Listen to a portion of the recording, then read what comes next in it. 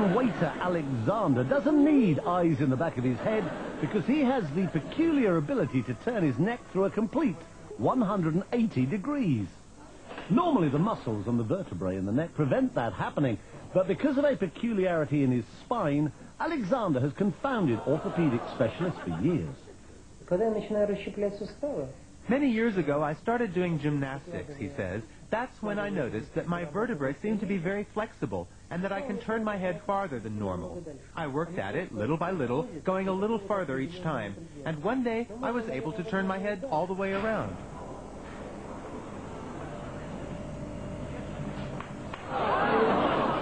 Despite the somewhat unsettling crunching of bones, Alexander claims to feel no pain, which is more than could be said for the people sitting behind him on a bus.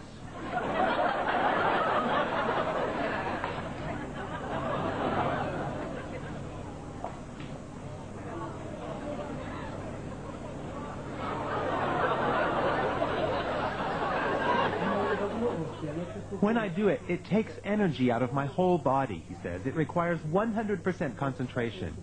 This may sound silly, I know, but in that moment, I don't feel like myself. It's as if I were another person whose body is filled with some kind of energy.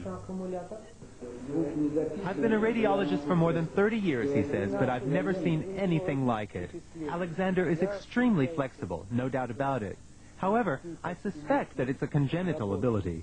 It's not something anyone could learn or train for. On the contrary, if someone else were to try it, they would surely break their neck. For me, it's absolutely normal and doesn't hurt at all.